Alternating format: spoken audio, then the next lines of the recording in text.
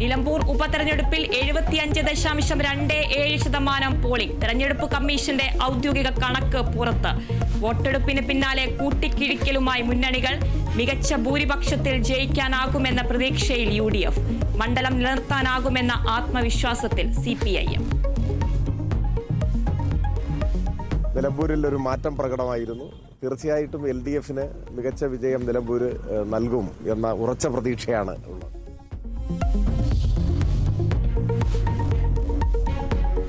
രാജ്ഭവനിലെ ഭാരതാംബ ചിത്രവിവാദത്തിൽ സർക്കാർ ഗവർണർ പോര് തുടരുന്നു. വിവാദ ചിത്രം മാറ്റില്ലെന്ന നിലപാടിൽ ഉറച്ച് ഗവർണറുടെ ഭരണഘടനാ അധികാരങ്ങൾ പാഠപുസ്തകത്തിൽ ഉൾപ്പെടുത്തുമെന്ന് മന്ത്രി V ശിവൻകുട്ടി. ഗവർണർക്കെതിരെ രൂക്ഷ വിമർശനവുമായി മന്ത്രിമാരായ R ബിന്ദുവും K രാജനും. ഗവർണറെ നയിക്കേണ്ടത് പൂർവശ്രമത്തിലെ ചിന്തകൾ അല്ലെന്ന് ബിനോയ് വിശ്വം. രാജ്ഭവനിലേക്കുള്ള SFI മാർച്ചിൽ സംഘർഷം.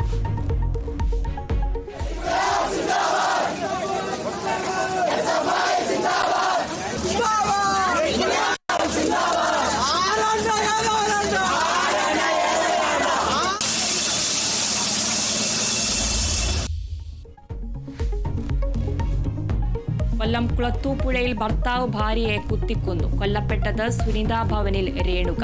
മദ്യപിച്ചെത്തിയ സാനുക്കുട്ടൻ ഭാര്യയെ കൊലപ്പെടുത്തിയത് കത്രിക ഉപയോഗിച്ച്. ഒളിവിൽ പോയ സാനുക്കുട്ടനായി അന്വേഷണം ഊർജിതം.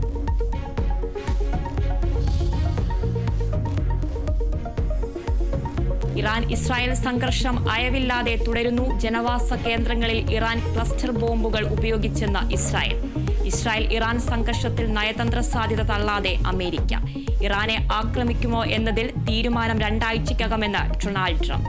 ഇറാനെ ഒറ്റയ്ക്ക് തോൽപ്പിക്കാൻ കഴിയുമെന്ന് ഇസ്രായേൽ. ഗാസയിൽ ആക്രമണം തുടരുന്നു. 92 പേർ കൊല്ലപ്പെട്ടത് പ്രാഥമിക കണക്ക്.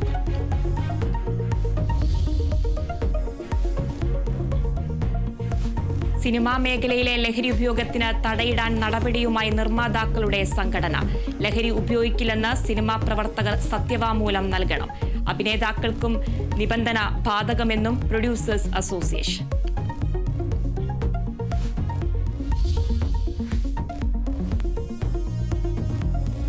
കണ്ണൂർ കായലോട്ടെ റസീനയുടെ ആത്മഹത്യയ്ക്ക് കാരണം സദാചാര ഗുണ്ടായിസം തന്നെയെന്ന് സിറ്റി പോലീസ് കമ്മീഷണർ. പ്രതികൾക്കെതിരെ ആത്മഹത്യാ പ്രേരണ കുറ്റം ചുമത്തി. സുഹൃത്തിനെ കുറ്റപ്പെടുത്തുന്നത് ഒന്നും ആത്മഹത്യാക്കുറിപ്പിൽ ഇല്ല. യുവാവിനെ കാണാനില്ലെന്നും കമ്മീഷണർ. കേസ് തലശ്ശേരി DYSPയുടെ നേതൃത്വത്തിലുള്ള സംഘം അന്വേഷിക്കും.